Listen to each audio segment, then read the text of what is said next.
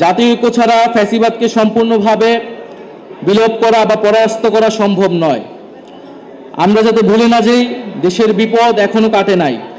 বাংলাদেশ বিরোধী শক্তিরা এখনো ষড়যন্ত্র করে যাচ্ছে। রাজনীতিবিদ এবং অভ্যুত্থানের শক্তিদের মধ্যে অনৈক্য, সামরিক বেসামরিক আমলাতন্ত্র, মাফিয়া, লুটেরা, ব্যবসায়িক শ্রেণী ও ষড়যন্ত্রকারী নানান বৈদেশিক শক্তিকে সুযোগ করে দিতে পারে। তাই আমরা যাতে এই বিষয়ে সবসময় সচেতন থাকি, আমরা আমাদের নিজেদের মধ্যে নিজেদের লক্ষ্য আদর্শ নিয়ে জনগণের কাছে যাব। আমাদের মধ্যে নীতিগত বিরোধ হবে, কিন্তু জুলাই গণ অভ্যুত্থানে আমাদের যে ঐক্যের জায়গা তৈরি করেছে ফ্যাসিবাদের বিরুদ্ধে এবং গণতন্ত্রের পক্ষে, আমরা সেই ঐক্যের জায়গা থেকে কখনোই সরে যাব না। জাতীয় নাগরিক পার্টি বাংলাদেশের শাসন কাঠামোর পরিবর্তন চায়। শাসন কাঠামোর মৌলিক এবং গুণগত পরিবর্তনের মাধ্যমে দেশের সাংবিধানিক, অর্থনৈতিক, রাজনৈতিক এবং সাংস্কৃতিক ভিত্তিপ্রস্তর স্থাপন করতে চাই।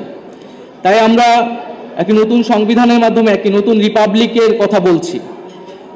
ফ্যাসিবাদী ব্যবস্থার বিলোপ করে নতুন রাজনৈতিক বন্দোবস্ত প্রতিষ্ঠা করার স্বপ্ন গণ অভ্যুত্থানের মাধ্যমেই আমাদের মধ্যে তৈরি হয়েছিল। আমরা তাই সেই নতুন রাজনৈতিক বন্দোবস্তের কথাই বারবার বলে যাচ্ছি। আমরা এর সাথে বলছি যে ফ্যাসিবাদী যারা দোষর রয়েছিল তাদের দ্রুত বিচার আমাদের সকলেরই প্রত্যাশা। সে দৃশ্যমান বিচার কার্যক্রম আমরা দেখতে চাই। বিচারের মাধ্যমে আমরা আওয়ামী লীগের রাজনৈতিক ফয়সালা করতে চাই এবং গণ অভ্যুত্থানের মাধ্যমে জনগণ আওয়ামী লীগের বিরুদ্ধে 5ই আগস্টে রায় দিয়ে দিয়েছিল। আমরা এর পাশাপাশি বলছি যে বর্তমান সরকার, অন্তর্বর্তীকালীন সরকার যে সংস্কারের কার্যক্রম চালাচ্ছেন জাতীয় ঐক্যমত্য কমিশনের মাধ্যমে, তাদের যে প্রস্তাবিত জুলাই সনদ, সেই জুলাই সনদ আমরা দ্রুত কার্যকর দেখতে চাই এবং সেই বিষয়ে আমরা সকলেই সবার জায়গা থেকে সহযোগিতা করব এবং জুলাই সনদ কার্যকরের মাধ্যমে সংস্কারের রূপরেখা আমাদের সামনে স্পষ্ট হবে। আমরা চাই সংবিধান সম্পর্কিত বিষয় ছাড়া বাকি আরও যে গুরুত্বপূর্ণ সংস্কার কার্যক্রম রয়েছে, যেমন জনপ্রশাসন, পুলিশ ইত্যাদি, ওই অন্তর্বর্তী সরকারের সময় অধ্যাদেশের মাধ্যমে দ্রুত বাস্তবায়ন করতে।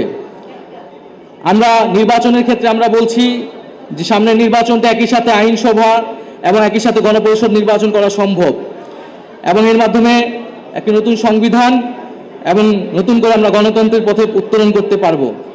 ফলে এই সকল কিছুই আমরা দ্রুত সময়ের মধ্যে হওয়া সম্ভব বলেও মনে করছি। সরকার যে নির্ধারিত সময় দিয়েছে, সেই নির্ধারিত সময়ের মধ্যেই এই সকল কার্যক্রম করে নির্বাচনের দিকে যাওয়া সম্ভব।